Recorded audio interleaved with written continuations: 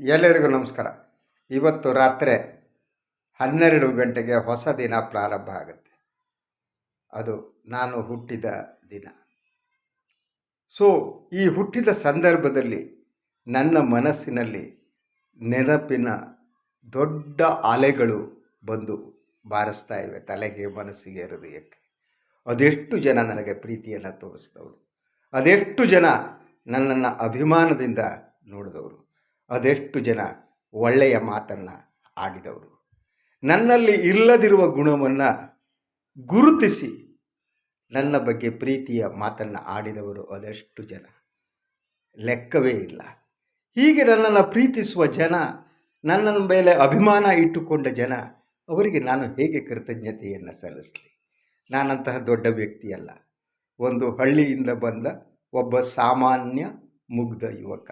ಆದರೆ ನನ್ನಲ್ಲಿ ಮೊದಲಿನಿಂದಲೂ ಪತ್ರಿಕೋದ್ಯಮದಲ್ಲಿರುವುದು ನನ್ನ ಬದ್ಧತೆ ಅಂತ, ನನ್ನ ನಂಬಿಕೆ. ಈ ನನ್ನ ದೇಶ ವಿಭಿನ್ನ ಸಂಸ್ಕೃತಿಯನ್ನು, ಪರಂಪರೆಯನ್ನು ಹೊಂದಿರುವಂಥ ಈ ದೇಶ ಹಾಗೇ ಇರಲಿ ಅನ್ನುವುದು ಮಾತ್ರ ನನ್ನ ಆಸೆ. ಕೋಮುವಾದ ತುಂಬಿರುವ ಈ ಸಂದರ್ಭದಲ್ಲಿ ನನಗೆ ಬೇಸರ ಇದೆ, ದುಃಖ ಇದೆ. ಆದರೆ ಹೋರಾಟದ ಕಿಚ್ಚು ಏನಿದೆ, ಆ ಕಿಚ್ಚು ನನ್ನೊಳಗೆ ಗಟ್ಟಿಯಾಗಿದೆ. ಸೊ ನಾನು ಕನ್ನಡದಲ್ಲಿ 2-3 ವಾಹಿನಿಗಳನ್ನು ಪ್ರಾರಂಭಿಸಿದವನು.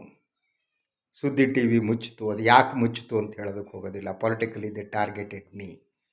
ಕೋಮುವಾದಿ ಜನ ನನ್ನನ್ನು ಟಾರ್ಗೆಟ್ ಮಾಡಿದ್ರು, ಕೊಡಬಾರದ ಹಿಂಸೆಯನ್ನು ಕೊಟ್ಟರು. ಆದರೆ ನನ್ನ ಬದ್ಧತೆ ಇದೆಯಲ್ಲ, ಅದು ಹಾಗೇ ಉಳಿದಿದೆ. ಅದು ನಿಮ್ಮೆಲ್ಲರ ಪ್ರೀತಿಯಿಂದ. ನಿಮ್ಮ ಪ್ರೀತಿ ನನ್ನ ಮೇಲೆ ಸದಾ ಹೀಗೆ ಇರಲಿ. ನಾನು ಮತ್ತೆ ಹೋರಾಟಕ್ಕೆ ಸಜ್ಜಾಗುವುದಕ್ಕೆ ತಮ್ಮ ಈ ಪ್ರೀತಿಯ ಬೆಂಗಾವಲು ನನಗೆ ಇರಲಿ ಅಂತ ಹೇಳ್ತೀನಿ. ಹುಟ್ಟುಹಬ್ಬದ ಸಂದರ್ಭದಲ್ಲಿ ನನ್ನನ್ನು ಪ್ರೀತಿಸಿದ ಎಲ್ಲರಿಗೂ ಕೂಡ, ಸಾವಿರಾರು ಜನ ಲೆಕ್ಕ ಇಲ್ಲ, ಅವರಿಗೆಲ್ಲರಿಗೂ ಕೂಡ ನಾನು ಕೃತಜ್ಞತೆಯನ್ನು ಸಲ್ಲಿಸ್ತೀನಿ. ಅದು ನನ್ನ ಜವಾಬ್ದಾರಿ, ಅದನ್ನು ನಾನು ಮಾಡಬೇಕಾದ್ದೇನೆ. ನಮಸ್ಕಾರ.